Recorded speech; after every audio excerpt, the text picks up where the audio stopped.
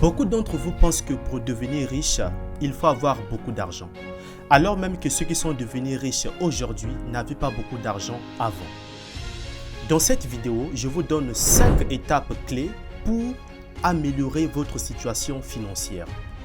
Même si vous avez trop de charges, mais croyez-moi, vous allez basculer de l'autre côté du game.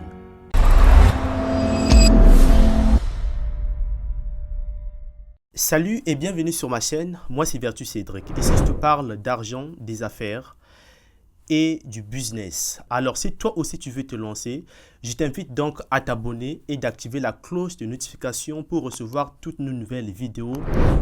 Si vous voulez améliorer votre situation financière, commencez d'abord par identifier où va votre argent. Ça c'est la première étape.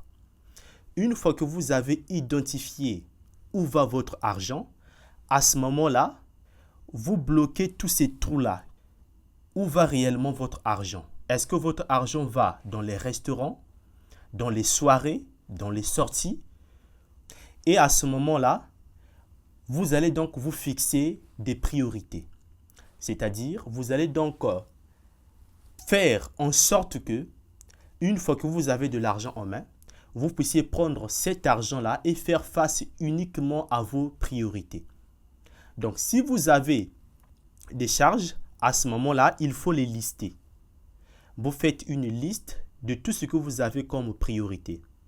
À ce moment-là, vous allez donc prendre cet argent et puis commencer donc par faire face à ces priorités-là d'abord. Après cela, vous allez donc vous fixer des objectifs financiers. Par exemple, il faut faire en sorte que tu puisses te fixer des objectifs financiers pour pouvoir atteindre certaines sommes d'argent.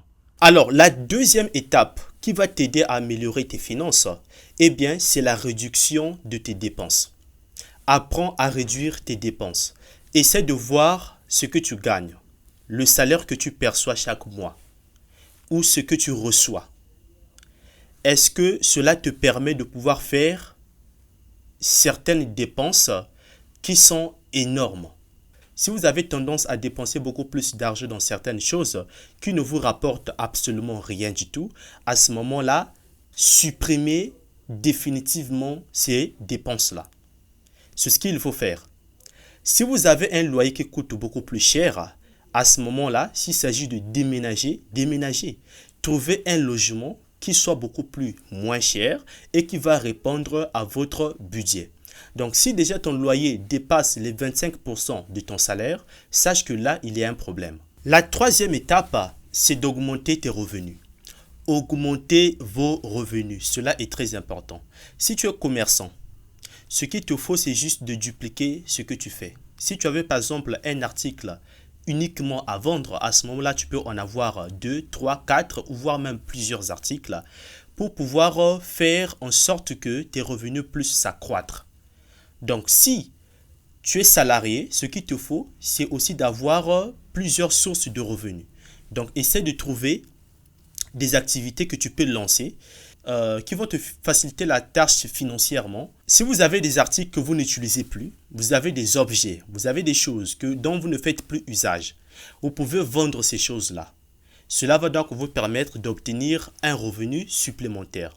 La quatrième étape qui va vous permettre de pouvoir améliorer votre situation financière, c'est d'épargner régulièrement. Ceci est très important.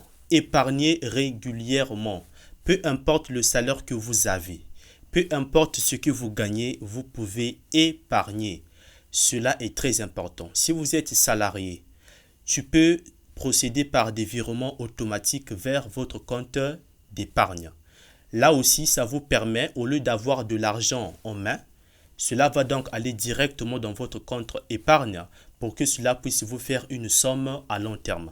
Si vous êtes commerçant, ou tu as une activité, ou tu es dans d'autres secteurs d'activité, à ce moment-là, tu peux aussi épargner. Cela est possible. Parce que le problème ici, ce n'est pas le montant que tu gagnes.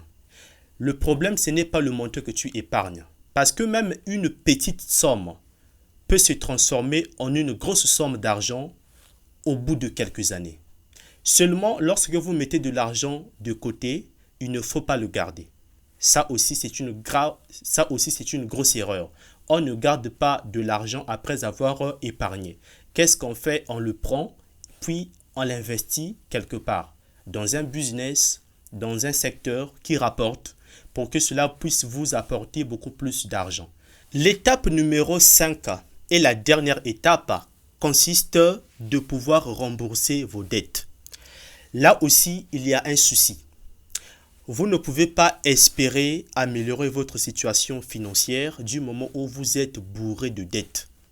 Du moment où vous avez des dettes partout. Cela ne peut pas fonctionner du tout. Cela va donc vous aider de pouvoir avoir le contrôle total de votre argent et de savoir réellement quoi en faire au lieu d'être là à payer tout le temps les dettes, au lieu d'être là à donner tout le temps de l'argent aux gens parce que vous leur devez. Donc les amis, dites-moi ce que vous en pensez dans la section commentaires. Est-ce que vous connaissez l'une de ces étapes? Comment vous vous y prenez? Dites cela dans les commentaires. On se retrouve là.